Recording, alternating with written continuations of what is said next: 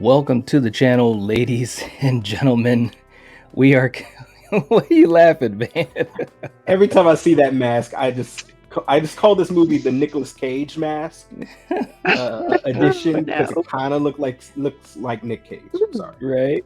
Right.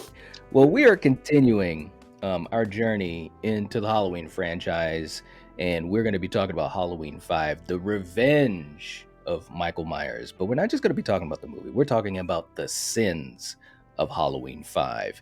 And this is going to be an interesting one, guys. This has been a lot of fun, and I can only imagine what we're going to get into today. But of course, Coriander's with me as well as Kill. Let's start off with whatever comes to your mind first as a quick take for Halloween 5. Kill, I'll start with you and then Coriander. Well, are we officially in dark territory yet in the franchise? Yes. If this ain't dark territory, I don't know what is, bro. Okay, look, hey, for me, as soon as I start seeing Cult of Thorn symbols, like that's dark territory. And Mike definitely had the symbol. Look, this is another one of the bad mask movies for me. This one, like I said a few seconds ago, kind of looks like Nicolas Cage. It's a weird, another weird version of the mask, and there's good things in here, but there are a lot of sins. So yeah, absolutely. How about you, Coriander? The first thing I think of when I think of this movie is I love that a Native American is playing Michael. Yeah. All right. Don Shanks. Yes. Who did a heck of a job. But Besides unfortunately, that mask. Yeah. Oh man, the mask. His one performance bro. of doing this, and they had to give him the shit mask. You know why? Yeah. Why? Well, and there's why. Right, and there's stories behind that, man, and I'm sure we're gonna get into that. But let's get ready to start this thing off. Of course, we're talking about the sins of Halloween 5, and these are just some of the things that either rubbed us the wrong way or that we noticed or made us kind of say, what? Or it might be some things that we know that some folks have a little bit of an issue with in the franchise. All right. And for our first sin that we're going to be talking about, Kill, I'll start with you. This movie, it does have the flashback from part 4, which was pretty cool. But then it kind of raised some more questions for me. So I don't know if it did for you. But the first sin we're going to be talking about, I have it called Michael Takes a Swim. And we saw at the end of the last movie that he got shot up like that scene in The Predator. And he goes down what we now find out in the beginning of this movie, a shaft. And what did you think about this scene and how it all played out? I liked it better in First Blood with John Rambo. But no, for me, especially when it comes to Michael, and we learned this in the first movie, if you shoot him out of a window and he falls 3, 4, 50 stories, keep your eye on him. Right. You don't turn around. All they did was drop a stick of dynamite down there. Then they're like, oh, well, it's over. He's done. Job done. Guess what? Nope. Yeah, I mean, come on, guys. Like, once again, these sheriffs be slacking. I'm sorry. And they just randomly just had a stick of dynamite just to throw down there. Yes. They just got that in the squad car, Hey. Yes. Oh my God. It was crazy, man. And not only that though, but like he crawls out of the shaft. Okay, I get it, right? And then he starts floating on down the river. He's taking a little swim, and he goes down the river like 5 feet, and then comes upon like that hermit's little shack or whatever. It's like, dude, he is literally like still within eye distance of the sheriffs. Hey, I know you guys are nitpicking and making fun of this, but you got to remember, this water was 30 degrees that Don was in. So I don't think you're going to want to be doing this scene too many times, let alone being in that water for 20 minutes floating down the fucking river to get away, So come on. True. Good point. All right. So yeah, and I think Don, I think he almost got hypothermia or something like that from that scene. So they were really they, they weren't playing around at all, man. Seriously. All right. So Coriander, let's go to the next one. This one's a pretty interesting one as well. I'll throw this one to you. But the next sin we're going to be talking about is no comment. Now you're probably thinking, what the hell are you talking about? Yeah, a little bit. No. But right after, you'll know what it is when I show you. Right after he gets hooked up with the hermit, they jump a whole year later. Like he's been just chilling with the hermit, bedridden or whatever. And then all of a sudden, guess what you see? Out of the blue, there it is. It is. Well, while he was laying there, the dude tattooed him and initiated him in this, clan or fucking, whatever. Right. Thorn. Right. Exactly. Hey, it's called. There we go. That's what Danielle Harris thinks about this. You know what I'm saying? It's crazy. Yep. It's crazy. Yep. I mean, when I saw that, I was thinking, what's going on? There was no, I guess what I'm saying is, and we're playing around with it, but I'm being serious. There was no precedent for this, in the mythology, not even a hint of it. So of course, as the movie goes on, we learn a bit more, and we learn a lot more in the next movie, but we'll save that for the next episode. Anyways, I just had to throw up that little, shot of the arm, and now we can see that he has a tattoo on it. But Kill, I'm going to throw this one to you, and Coriander, I'll let you jump into, because I'm sure all of us have something to say about this, but you knew sooner or later and early in this discussion, we had to talk about something. And what we're going to talk about is that fucking mask. Kill. Look at him. He's looking at you. He's like, what's up? Look. Okay, I have so many. If you could just keep it on this shot for a second. Okay, for one, I and this is just my nitpicks. I don't like how it's just hanging out of where the neckline is. It's like, okay, dude, like really? And it does look like Nicolas Cage a little bit. This is nowhere near looks like William Shatner, turned inside out. Oh my God. It's an elongated face. And once again, if we're picking up right from the last movie, guys, this mask was bad in the last movie, but I think it's worse here. And it did not look like this. Come on. I mean, look at that receding hairline. This mask is balding. I mean, look at it. Like, come on, guys. Come on. Do better. Mr. Cod, come on. Go ahead, Coriander. Well, they were going to use the mask from 4, but it was too small for Dawn, so they had to make another one. Yeah, and his face shape was a lot different than and George he's Wilbur got long hair and it's braided, so I think that's why it's fitting the way it is, hanging out and all that shit. So absolutely, good point. But Coriander, would you say that this mask is a step down from 4, or what do you think? This is the worst mask, at least for me, out of the whole franchise. Yeah, I feel bad for Don because he did a good performance, but his mask was shit. So, and because of that, this movie gets, some pretty big shit for it. So it gets the gas face. Too bad. So, all right. So next thing, and this is another one that's a very hot topic or hot take, for a lot of fans of the franchise. But we had to do this.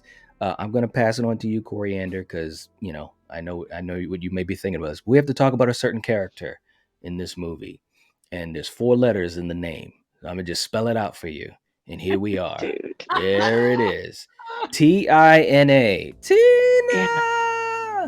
No disrespect to Wendy Kaplan, but tell me what you thought about them putting Tina into this movie and how the character was developed. Yeah.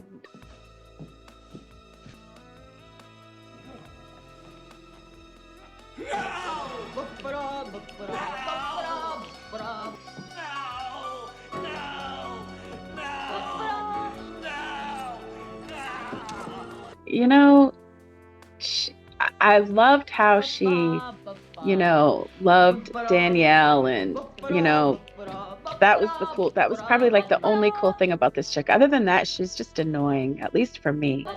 And the fact that they took Rachel out instead of her, I don't understand that move. And yeah, it's kind of a bummer that they did that. Right. I mean, I agree, because I think one of the strongest points of 4 was the relationship with Rachel and Jamie. You know, and in the beginning of this movie, that's what you thought you were going to get, because it made sense.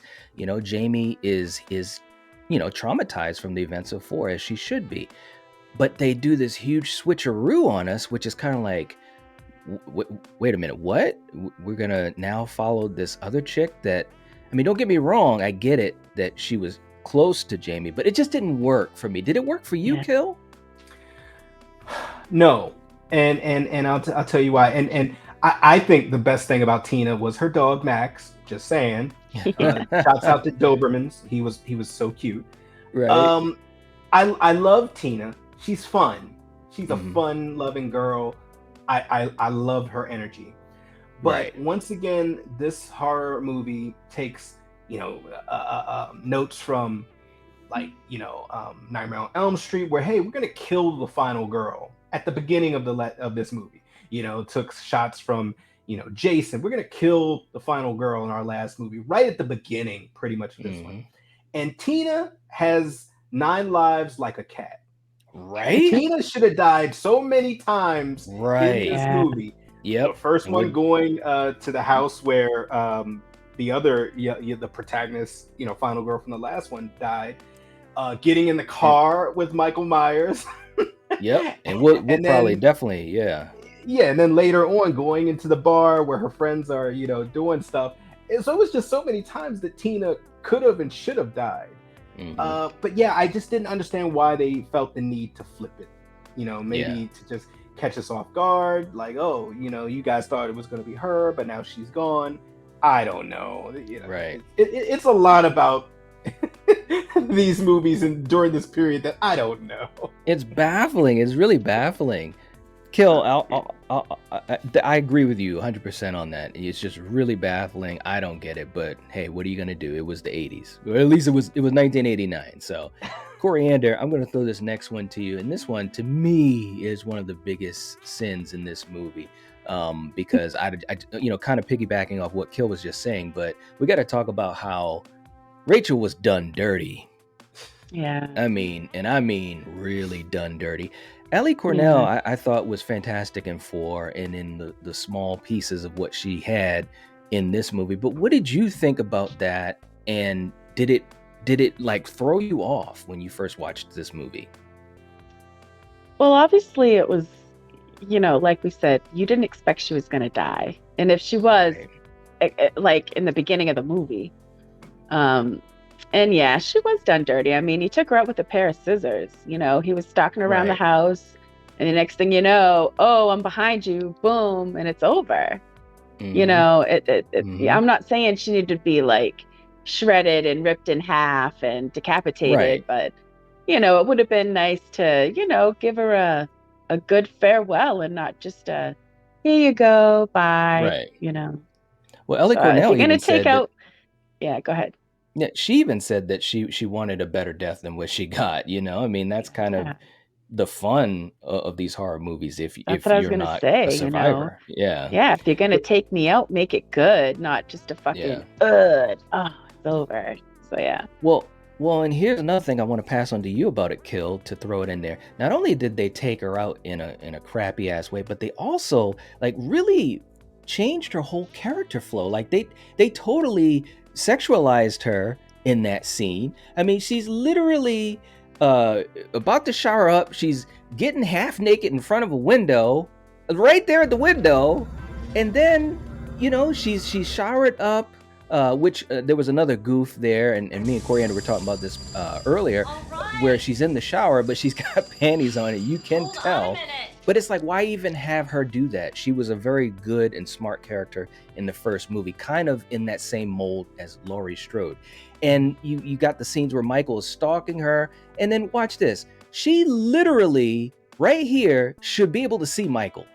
from that angle. You see what I'm saying? So what did you think about how they characterized her too, Kill? She was done dirty. I mean, Yeah. they played her for, a teenage girl that wasn't as intelligent as she was in the last movie. Yes. They played her as just, okay, look, hey, we want you to come back to this movie. You're just going to be another kill. Mm-hmm. You're going to be just the first kill of this movie. Nothing significant. Nothing's going to stand out other than, hey, you survived in the last movie. You're dying first this one. And in a very uninspired way. You're just going to get stabbed. Yes. Totally agree. And I don't, and we're not privy to know what's going on behind the scenes. Yeah. Was she asking for more money, or did they just want to, sexualize her up more, or what have you? Or Tina just had a better agent, said, hey, Tina's going to be the main older star of this movie. So I don't know. It's just it's sad. It's sad that they did her like that. Yeah, it is sad because I think she definitely could be ranked as a very good final girl, but this weakened her claim to that, in my opinion. I mean, if you just take, Rachel as a character from 4, I think she was a really good final girl, but I think they just totally missed the ball with this. Let's get to our next one, Coriander. This one is a fun one because in this movie, although it follows the mythology a bit, it seemed like we were playing a little game with Michael Audrey Myers, and that game was very interesting. That game was called Peekaboo. And what I mean by that is we had so many scenes where Michael was literally out in the open, just watching people. Like, I mean, seriously, I want to show you an image here, Coriander. When Tina comes to Rachel's house, to pick her up, this is after Rachel is unceremoniously killed. She's walking up to the house, and Tina literally looks over, at the trees. Now, do you know? Now, of course, this is just a still image, so you don't see the movement. But guess who is there? Let me get a little bit closer. And see who's there. Where's Waldo? There he is. Yeah. Hello. I mean, and I mean, first of all, what did you think about the way they showed? And there's Tina, like, no, I don't see nothing. There ain't nothing there. But what did you think about how they portrayed Michael stalking? Do you think it was done in a good way, or it was okay? Or I mean, like I said, he's right in the open in this scene too. Yeah. Well, you got to remember, isn't this like Halloween? So people are going to be dressed up. So that didn't really bother me because he did this in other movies where he was out in the open. It might not be day, might be dark, but he's still in the open. So that really didn't bother me. And he was stalking Lori and out, just like when she was in the classroom looking out, and there he was. I mean, it's no different, really. Yeah, but I will say this: the difference is in '78, like his legend, wasn't what it is now. Because by this point in the franchise, he's killed a lot of mofos. So in Haddonfield around Halloween time, and people know what his mask is because we've seen copycats. So it's just like, especially in this scene that I was showing you, when Tina and the other girl was going across the street, like they literally should have seen him, and I guess what I'm saying is just interesting how they portrayed him stalking in this movie versus, some of the others. I enjoyed it, but I guess what I'm saying is some of the camera angles, I thought they could have just had him hitting a little bit more. Well, remember, right? When she's either walking to school and he was like behind the bushes and then he just came out. I mean, he was more hidden in that scene than in the one I just, mentioned. Yeah, maybe. All right, so Kill. let's go to our next one. And again, all of these, I mean, we're having a lot of fun with this, but this is one that I thought was pretty interesting. And this was through the whole movie, so it is what it is. But Loomis gives 0 fucks. Okay? Donald Pleasance was operating on another level. Okay? And he was grabbing kids by the arm, pulling their arms out of sockets, yelling in their face. What do you think he's going to do with that? basically Oh kissing my God. people. And I'm like, what did you think about this, Kill? Look, Look, Loomis look at is like, Danielle. look, hey, Danielle's like, I was gonna no. kill you. I was gonna kill you a year ago. You better give me some answers, little girl. Right? Look, Loomis is done with the shit. All right, Yeah, right. Loomis has been dealing with this for like this has hit the fourth movie. Right. You know, hey, they took a movie off. Okay, but Yes. this is the fourth Yes. movie where Loomis is dealing with this same BS. Where every movie he has to remind people, do you know what he does? The blackest eyes. Look what he did to me. Look. He has to remind people like this guy killed a lot of your townsfolk. Like listen to me. Right. And every scene with little Danielle, I'm so happy that like she didn't get like some sort of disorder from just being yelled at by Donald Pleasance. Every time he sees her, oh, you guys are having fun with the dog? Right. I need answers. He's shaking the shit What do you out of think her. he's gonna do with that?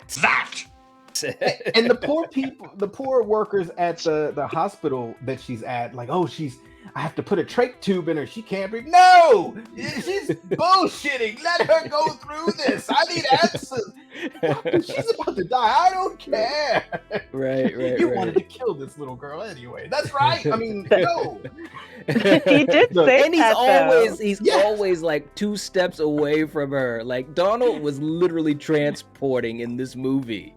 Yes, he was this close to just saying, look, you better tell me what I need to know, or I'm going to waterboard you, or some other torture tactic, little lady.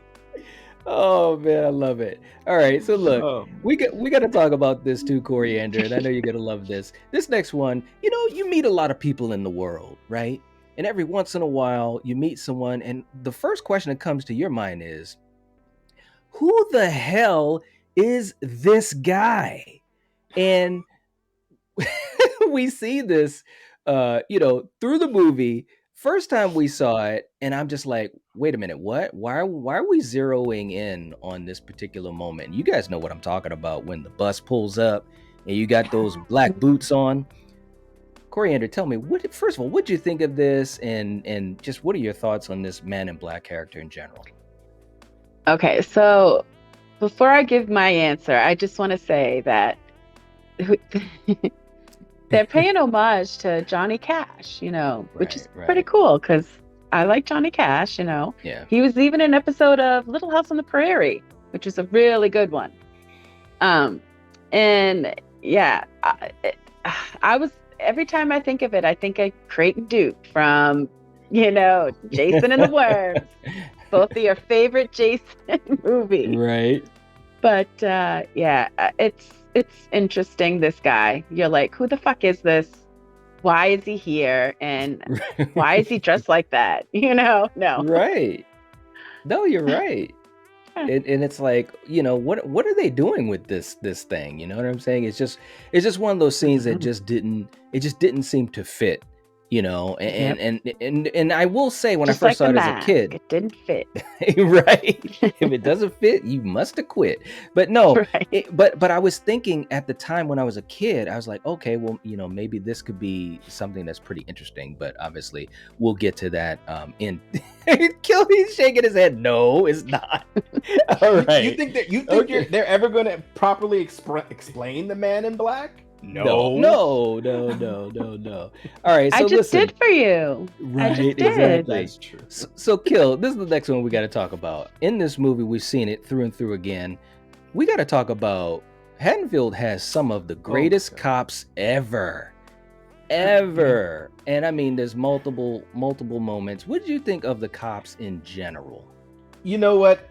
They finally admitted that these cops are like a cartoon. So much in the fact that they had cartoon sound effects. All clear. Nothing above, nothing below. What about Max? Adobe, right? Yeah. When yep, there they are. I don't know if you guys picked up on this, but there's these How could subtle, you not? Well, some people, they just kind of push it out of their brain. but there's some subtle little cartoon sound effects every time these two guys, especially the shorter police officer, talk. And it's like, all right, are we in is this Three's Company? Is this a sitcom? Is this Tom and Jerry? Is this the Roadrunner? What? I thought this was a Halloween movie. Right. The cops are a joke. I mean, there are a few that are competent, like Sheriff Meekin and so forth. But for the most part, the squad cops, they're hey, you guys are going to be part of the body count. We know this. You know this, and it's just a matter of time. Absolutely. And I just want to say, just as kind of like a bonus sin, just to throw out to you guys, in this movie, there were some characters that just pissed me off, man. And here's one of them right here. It's like this fucking guy, and he wasn't even the worst. He wasn't even the worst. There he is. So anyways, I just want to throw that out. They just did, these characters just didn't do anything for me. Like I actually, enjoyed Tina more than them. You know what I'm saying? And that says a lot. All right, so Coriander, let's get to our next one. All right. You might like this one. We saw what happened in the barn. There was good, scene as far as some killing and Michael's kind of stalking and stuff. But I just want to remind people, there's only one Amy, okay? And when I'm talking about Amy, I am definitely talking about from Friday the 13th, our girl, Amy Steele. Because in the barn, we got another situation where they're copying off of Friday the 13th. And I know all these movies kind of piggyback back and forth. But when homegirl gets separated from her boy and sees that pitchfork, what does she do? She grabs it, which I give her credit for, but it doesn't end up well. What did you think about that scene? Because there's only one person, in horror who can wield the pitchfork the right way, and of course we know that is Amy Steele. What would you think about this scene, Coriander? Well, she had the opportunity to run. She chose to just stand there and be like, and yes. Yeah, then she,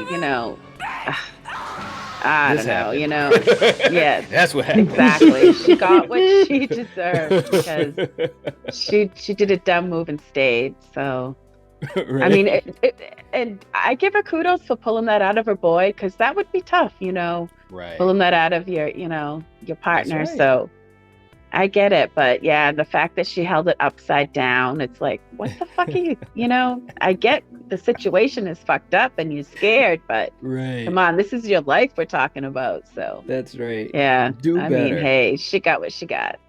Do better, do man. better is right. Now, I'm going to throw another one to you, Coriander, and then we'll get Kill's opinion on it, but this next one, on a film set, you got to have a lot of trust, right? And the one person that you might give the most trust to is trusting your director. And I want to talk about the scene where Dawn was playing Michael Myers. Boy, he went through some shit in this movie with that car chase scene. What did you think about the car chase scene?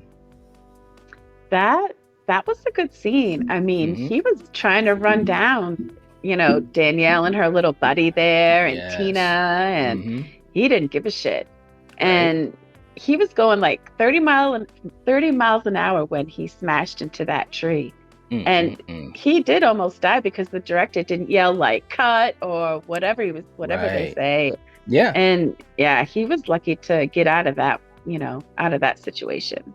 Absolutely. No doubt at all. Kill, I mean, the director obviously, and I'm not saying everyone's perfect, but the director obviously wasn't really top shelf in that sense. I mean, it's just crazy to think that, just something as simple as the timing and yelling cut before your actor, one of your stars, hits a tree. It's just crazy. What did you think about that?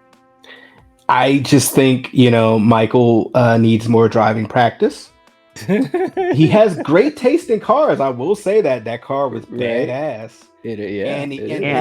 Not only did he have that car for a while, he's cruising around the town, going to pick Tina up. So he has a badass car, and he has a hot babe with him. He was feeling himself. He was like, right? look. She's I'm all gonna like, roll with it for a hey. little bit. Yeah, Right. he's like, all right, I won't kill you yet. We can cruise around a little bit, Right? Switch But my mask off.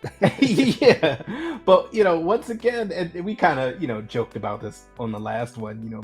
Michael and driving, man. He just hey, there's a secret passion he has other than killing, and it's driving muscle cars. Yes. All right. Yes. LL yes, Cool J yes. knows this. Tina knows it. Everybody knows it now. Like, hey, Yes. Absolutely. Well, here's the other thing I'm gonna throw at you, Kill. Is this next one was an interesting choice in the movie, getting near the end. In the story, it was kind of crazy to think that the cops would go with this, but they did, and it's called "Use the Little Girl as Bait." So at the end of the movie, they literally take little Danielle Harris, playing Jamie Lloyd, and they stick her in the house in an open ass window, basically recreating Judith, the night that Michael first killed. What did you think? First of all, what did you think of the game plan? Like, all right, are we really as adults? Are we really saying this? We're really going to use this little girl who's been chased all night long, and everybody around her is dying. She clearly is now going to have PTSD, and who knows what else. This poor girl has been through the ringer. But hey, your night's not over yet. You're the worm on the hook. That sounds like a good plan. I just don't know. I don't get the logic here, and that just shows this police precinct in this town is just not up to snuff. I'm sorry. Now, of course, I'm sure Dr. Loomis, he's like, hey, yes, we should have done this from the start because she's evil. But come on. What'd you think of it, Coriander? They really want to catch Michael, and they'll use whatever they gotta do to catch him. So obviously they don't care that this little poor traumatized girl is just gonna get put through one more terrifying situation. So it's a shame. They literally are going to any level they can to get Michael, and of course Loomis is the head of this thing, but the cops are just like first the cops are kind of like they almost like really don't believe him, and then they go full bore into it. They had a SWAT team in the house, and they had sharpshooters, and then of course Michael baits them by going to the clinic and killing a cop. So then, hey, what's the smart thing to do? Let's all leave the little girl, all 40 cops. Meeker did say, let's bring the girl too, of course. Loomis had some other ideas. So let's go to this next one, Coriander. This one is a good one. And we talk about this in the franchise a lot. But this one is called I Shot Him 10 Times. So, so Loomis decides to stay back with two of the cops, one outside and the one that was protecting Jamie. And of course, Michael comes there, and Loomis knew it. So Michael is literally coming into the room where the cop is protecting Jamie, and he shoots at Michael 10 times. Now, I'll get into a little bit more, with you, but what did you think of that scene? It's good that he has a gun, but yeah, these directors need to understand how guns work and how many bullets actually go into a gun. Yes. Because this one, it was noticeable. And it's kind of funny that they left it in there actually. Yeah. So. It was a revolver. It was a revolver, just like Loomis had in Halloween 78. So of course you can't shoot him 10 times. You can only shoot him 6 times. So anyways, little stuff like that is just absolutely crazy to me, but it's in there, and it's very, very noticeable. Very noticeable, because when they show him shooting at Michael, you can definitely see the gun right in plain view. It's crazy. Yeah. It's crazy. Kill. Let's talk about this next one. And this one was actually pretty serious in a way. Danielle Harris, she's a trooper. But this next one that we're going to talk about is don't hurt your child star. And with this one, just some of the things that they did, like the scene with the laundry chute and stuff like that. I mean, they literally were taking a lot of risks with Danielle Harris. First of all, what did you think about that? Because she definitely was getting some bumps and bruises in this shoot. Yeah, once again, just like having her as a piece of bait in the window in real life, as far as that young actress, they were just like, look, this is how it is, kid. We're gonna have you dangling in this little dumbwaiter, this laundry chute here. Yes. And you just gotta chalk it up and Good luck. don't break anything. Right. Right. And I have to say, this is one of the best sequences in the movie. Yes. Or in my opinion, even in Danielle Harris's run in her two movies, because it's very tense. And she's very smart with what she does and how she evades Michael. So it's a great scene, but it's just so tense, and even to this day it still gets me, even though I've seen it a dozen times or so. Yeah, and it's so freaking dangerous for this little girl actress. It's like, what the hell? I know horror movies cut corners, but they were really cutting some corners, man. Some crazy stuff. I mean, I don't know. That's just me though. All right, so Coriander, we're getting close to the end here, but this is the scene that I really I struggle with, and we talked a little bit about this earlier. But in this movie, we saw a lot of different sides of Michael Audrey Myers. We saw the stalker, we saw the killer, we saw the driver, but we also want to talk about another side of the boogeyman, and that's the sensitive boogeyman. So we see in the scene where Jamie is able to elude, Michael through the laundry chute, and it's a fantastic sequence. As a kid, that scene, just creeped me out. It still is very, very well done. But she goes up to the attic, and of course, she sees a couple different things. I want to touch upon those things first. But she goes up to the attic, and she sees a lot of Michael's handiwork, as we always do. Some of which didn't work that well. Some things that were kind of fake. I mean, I want to talk about, poor Max, who we can easily tell this is a fake dog. You can see it. It was right there. Oh. And obviously, you saw, Rachel just again unceremoniously just Ellie Cornell. I just felt so bad for her. But the scene where she's in the coffin and she basically says, "Uncle," and let me see. And Michael takes off the mask, and what do we see, Coriander? Tell me what you thought about this scene. Oh, that beautiful tear. Who would have thought that Michael could shed a tear? It was kind of a joke. No. I don't know how to feel about this. With that, he killed his sister without even thinking about it. Yeah, and there you go. Go the ahead. fact that, he's like taking a moment and reminiscing, through the years. na na na. No, I don't know. It's just like the song that was going through my mind it. was "Everybody Hurts Sometimes." Yeah. Even the boogeyman. It's a But joke. you're right. But no, he killed his own sister, and then he tried to kill his other sister. And even when Laurie had said Michael in Halloween 2, and he stopped. He did stop for a second and did his little boop, and then he's like, "Nah, man," and kept going. So it was just a little odd. Kill, what did you think about that? Because there's a part of me that kind of understands what they were trying to do, show his humanity, give him that moment. But then the other side of me is like, it just... Go ahead. Could you just put that picture back up again where you're seeing him cry? Yeah. Okay.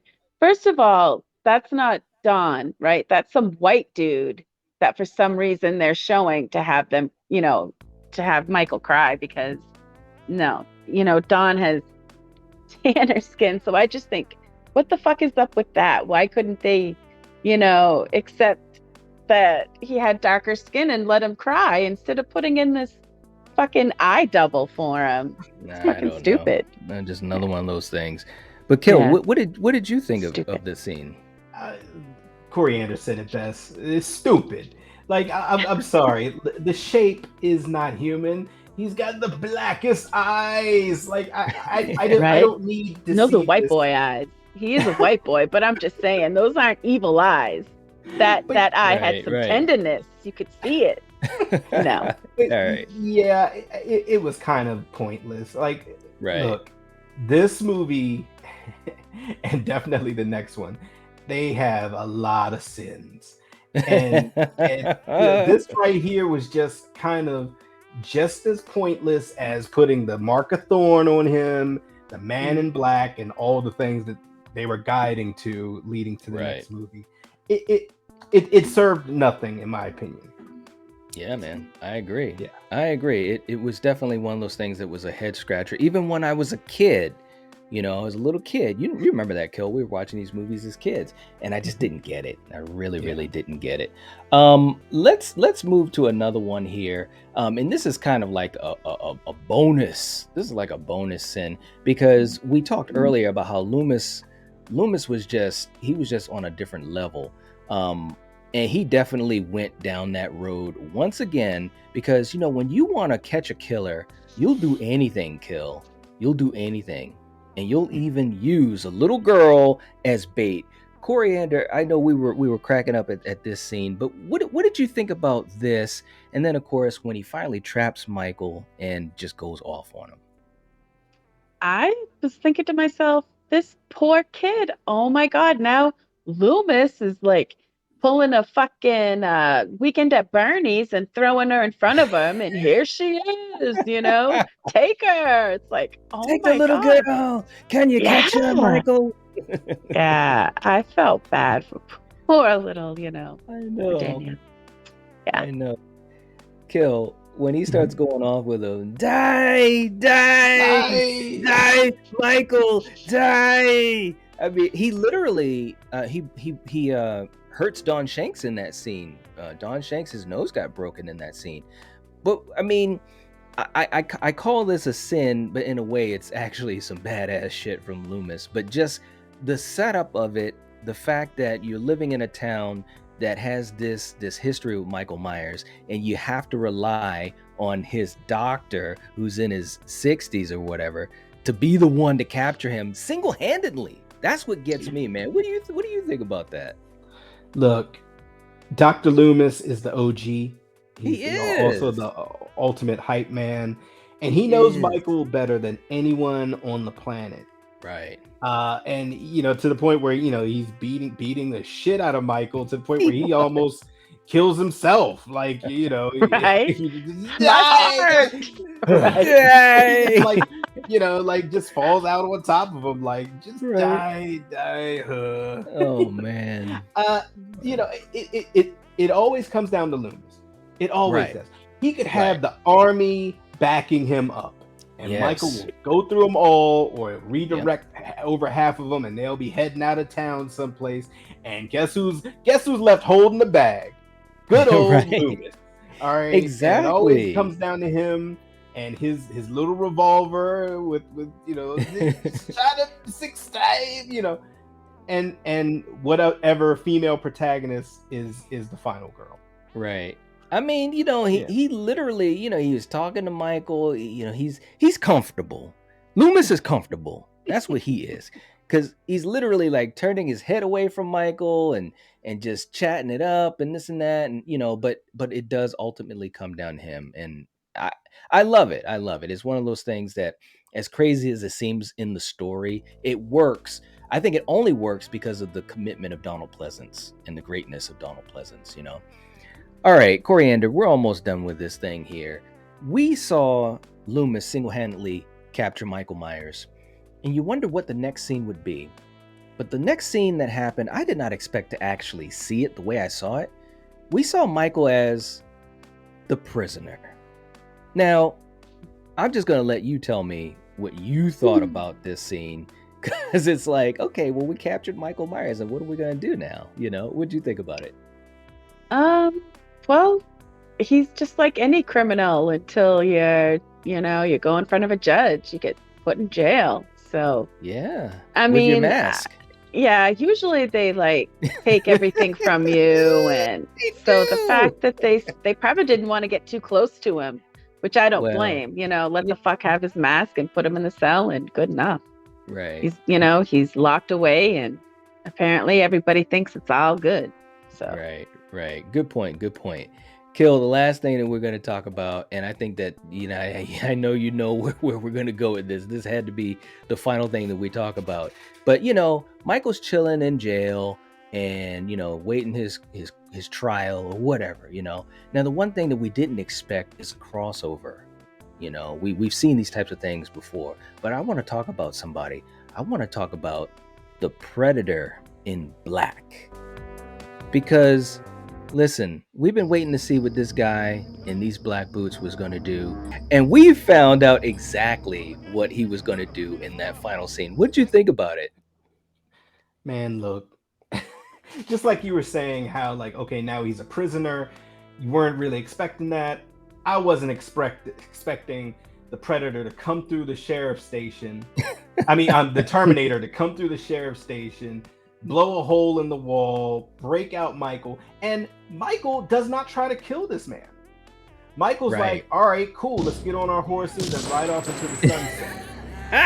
All right, you broke me out of the county jail. Let's hit the saloon and let's get out of Dodge.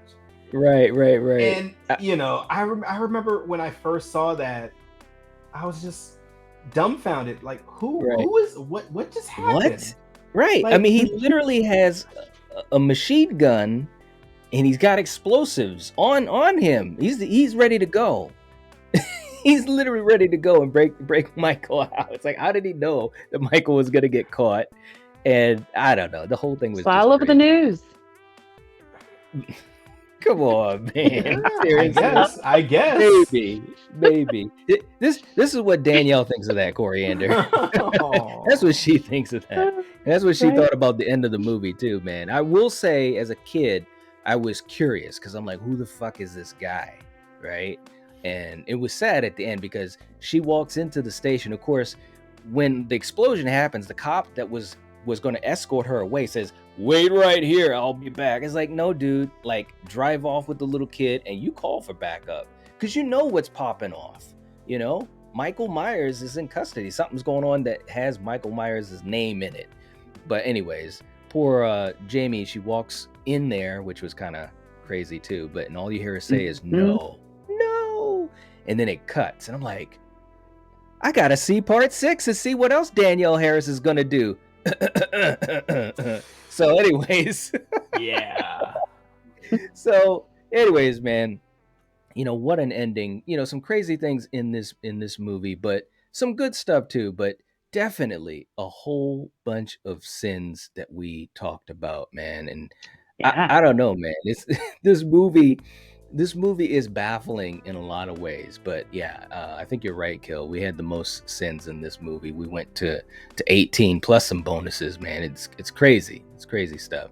But anyways, for you guys watching, please let us know what you think are the sins of Halloween 5. Let us know what you think about the ones we talked about. We know there's a bunch of other ones, some other goofs and blunders and all that, but we just wanted to talk about a couple that kind of rang in front of us that we wanted to share with you guys. But let us know in the comment section what you think.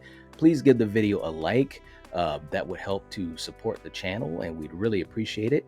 And also we want to thank our supporters from Patreon, our supporters on Patreon, and also our channel members. We really appreciate your support and it's really, really awesome. It really is. So anyways, we will catch you guys later. If you're watching this, if you're listening to this, you are the Night Watch. Peace. Peace.